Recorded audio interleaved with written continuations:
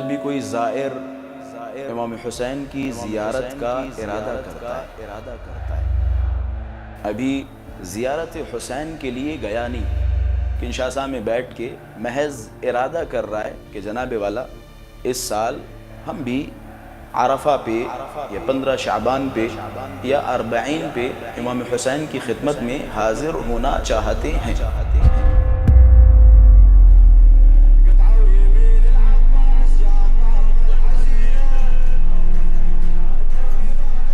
جب بھی کوئی زائر زیارت حسین کا ارادہ کرتا ہے احتنکہ الملائکہ۔ دنیا پروٹوکول کی باتیں کرتی ہے، جناب پروٹوکول۔ ایک مولانا صاحب اگر کسی مجلس کے لیے جا رہے ہیں تو 4-5 گاڑیاں ہونی چاہیے، 2-4 لڑکے ہونے چاہیے، اگرچہ خطرہ ہو نہ بھی ہو، کیونکہ پروٹوکول ضروری ہے۔ اما جب ہمارا اور تمہارا پروٹوکول ہو سکتا ہے تو زائر حسین کا کوئی پروٹوکول نہیں ہے، کوئی پروٹوکول نہیں ہے۔ کہتے جب بھی کوئی زائر زیارت حسین کا ارادہ کرتا ہے ملائکہ اسے چاروں طرف سے گھیر لیتے ہیں، صرف ارادہ کرنے پر ملائکہ چاروں طرف سے گھیر لیتے ہیں۔ جیسے اس کا پہلا قدم امام حسین کی زیارت کے لیے گھر سے نکلتا ہے، ملائکہ اس کے سارے گناہوں کو لیتے ہیں اپنے ہاتھوں میں، انتظار کرتے ہیں ذرا بڑھو تو صحیح۔ ارادہ کیا امام حسین نے تمہیں پروٹوکول سے نواز دیا۔ پروٹوکول کیا ہے؟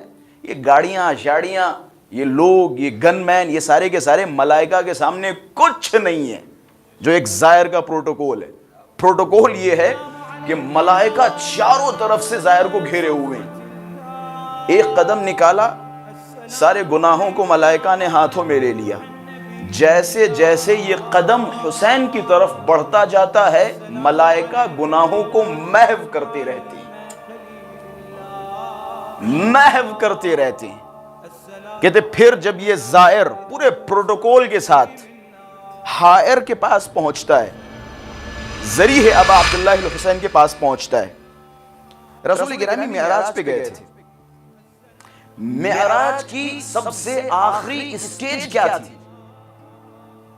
معراج سننے والے افراد تشریف فرمائیں، آخری سٹیج کیا تھی؟ سب سے بڑا امتیاز کیا تھا؟ ایک ایسا مقام، ایک ایسا مکان کہ جہاں بقول ہمارے ذاکری والے الفاظ میں ایک پردے کا فاصلہ تھا یا ایک کمان کا فاصلہ تھا، اپنے رب سے سرگوشیاں کر رہے ہیں، نجوہ کر رہے ہیں۔ نجوہ کا معنی ہوتا ہے خفیہ باتیں کرنا، راز و نیاز کرنا۔ جس طریقے سے آپ نے دیکھا میاں بیوی بیٹھ کے راز ایک دوسرے کو بتاتے ہیں، راز کی باتیں کرتے ہیں، اسے کہا جاتا ہے نجوہ۔ یہ رسول گرامی کی معراج کا سب سے بڑا امتیاز تھا کہ ایک ایسے مقام پہ پہنچے کہ جہاں اپنے رب سے نجوہ کرنے لگے۔ قربان جاؤں ابا عبداللہ الحسین کی ذات پر۔ کہتے زائر گھر سے نکلا، حسین نے پروٹوکول دے دیا، جاؤ یہ پروٹوکول تمہارے ساتھ۔ زائر حائر کے پاس پہنچتا ہے، جب اس کی نظر امام حسین کی شش گوشہ قبر پہ پڑتی ہے، کہتے اب اس کا مقام اتنا بلند ہو جاتا ہے کہ یہ اپنے رب سے نجوہ کرنے لگتا ہے۔ اس سے بڑی فضیلت جناب کوئی بیان نہیں کر سکتا۔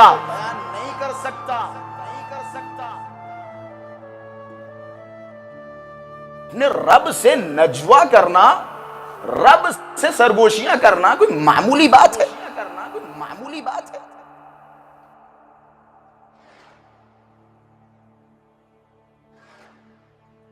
اب اگر کوئی انسان کہے کہ جناب والا ہم کربلا جا رہے ہیں رب کی زیارت کے لیے، تو جملہ معیوب نہیں ہے، اپنے رب سے نجوہ کرنے جا رہے ہیں۔ اور حدیث ہے جو چاہتا ہے کہ اپنے رب سے ملاقات کرے تو ملاقات کی جگہ کہاں ہے؟ قبر ابا عبداللہ الحسین۔ آؤ اپنے رب سے ملاقات کرو۔ اللہ سے سرگوشیاں کرنا، جناب موسیٰ کی سب سے بڑی فضیلت کیا تھی؟ میرا موضوع ہے انبیاء اور اہل بیت، انشاءاللہ آج سے یہ موضوع شروع ہونے والا ہے۔ جناب موسیٰ کی سب سے بڑی فضیلت کیا تھی؟ جناب موسیٰ کا ایک لقب کیا ہے؟ موسیٰ کلیم اللہ. موسیٰ اپنے رب سے باتیں کیا کرتے تھے. میں کہوں گا یا نبی اللہ، آپ کی سب سے بڑی یہ فضیلت ہے. حسین نے دے دی شیعوں کو، دے دی. آؤ رب سے باتیں کرو آ کے، اپنے رب سے سرگوشیاں کرو آ کے ابا عبداللہ الحسین کی قبر پہ. میں نے ایک لفظ استعمال کیا تھا، محو. ملائکہ گناہوں کو ہاتھوں میں لیتے، جیسا جیسا قدم حسین کی طرف بڑھتا جاتا ہے ملائکہ گناہوں کو محو کرتے رہتے. دو چار لفظ بخشش کے معنی میں استعمال ہوتے ہیں. ایک لفظ ہے غفرہ. غفرہ، اللہ غفرہ کے ذریعے بہت سارے لوگوں کو معاف کرتا ہے. غفر اللہ لہ الذنوب، اللہ غفرہ کے ذریعے معاف کرتا ہے. ایک اور لفظ ہے جو اس روایت میں، اور بھی کچھ روایتیں ہیں جو امام حسین سے ریلیٹڈ ہیں، ان میں استعمال ہوا ہے. حبط اللہ، ایک ہے غفرہ اور ایک ہے حبط. دونوں میں فرق کیا ہے؟ ایک ہے غفرہ جس کے ذریعے اللہ معاف کرتا ہے، جگہ جگہ لفظ غفرہ استعمال ہوتا ہے. غفر اللہ لہ الذنوب، استغفار، پروردگارہ مجھے معاف کر دے. لفظ غفرہ کے ساتھ اللہ معاف کر دے، جا اللہ نے معاف کر دیا، غفرہ معاف کر دیا. ایک ہے لفظ حبطہ. ان دونوں میں فرق کیا ہے؟ اس روایت میں لفظ استعمال غفرہ نہیں بلکہ حبطہ ہوا ہے. حبط اللہ لہ الذنوب، اللہ ان کے گناہوں کو حبط کر دیتا ہے. اگر زیارتوں پہ جاتے وقت یہ روایت یا یہ نتیجہ یاد آئے تو بندہ یہ حقیر کو اپنی دعاؤں میں ضرور یاد کیجئے گا. میں ایک مثال دوں گا تاکہ بچوں تک یہ باتیں پہنچ جائیں. آپ ایک لکڑی لیجئے، اس لکڑی میں کیلوں کو ٹھوک دیجئے. کیل دیکھیے آپ نے، کیل ٹھوکیے. یہ لکڑی ہو گئی آپ کا جسم، آپ کا وجود. یہ کیلیں ہو گئی ماشاءاللہ سے جو ہم گناہ انجام دیتے رہتے ہیں. یہ کیلیں ہو گئی ہمارے گناہ.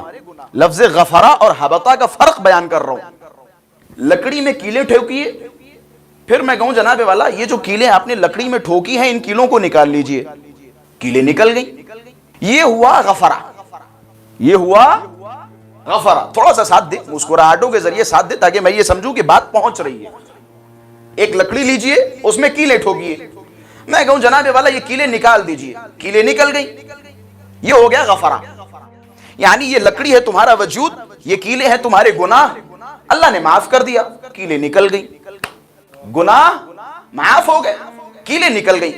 سمپل لفظ غفرہ کو سمجھانے کے لیے سوال، جناب کیلیں تو نکلی ہیں لیکن وہ سوراخ جو لکڑی میں ان کیلوں کی وجہ سے ہوئے تھے، کیا وہ سوراخ ختم ہو گئے؟ کیا وہ سوراخ مٹ گئے؟ کیا اللہ نے معاف کر دیا؟ معاف کر دیا. لفظ غفرہ کے ذریعے معافی کی بات کر رہا ہوں. اللہ نے معاف کیا، لیکن وہ گناہ جو تم نے کیے تھے ان کے جراثیم اور ان کے اثرات تمہاری باڈی میں موجود ہیں. قربان جاؤں لفظ حبطہ پر. اللہ کہتا ہے زائر حسین کو اللہ غفرہ کے ذریعے نہیں حبطہ کے ذریعے معاف کرتا ہے. ایسے معاف کرتا ہے کہ جیسے تم نے گناہ کیا ہی نہیں. ایسے معاف کرتا ہے کہ جیسے تم نے گناہ کیا ہی نہیں. اللہم صلی علی محمد و آل محمد. ایسے معاف کرتا ہے کہ جیسے تم نے جناب والا لکڑی میں کیلیں ٹھوکی ہی نہیں. ایسے معاف کرتا ہے. اور میرے خیال سے اس موضوع پر دلیل کے طور پر ہزاروں روایتیں ہماری نظروں کے سامنے ہیں جو اس موضوع اور اس پر دلیل بن سکتی ہیں. فار ایگزامپل میں ایک حدیث سنا کے گزرتا چلوں.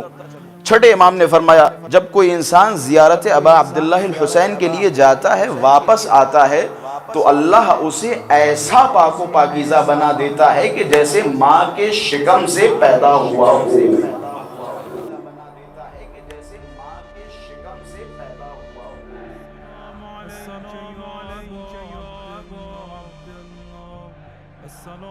السلام عليك يا ابن رسول الله. السلام عليك يا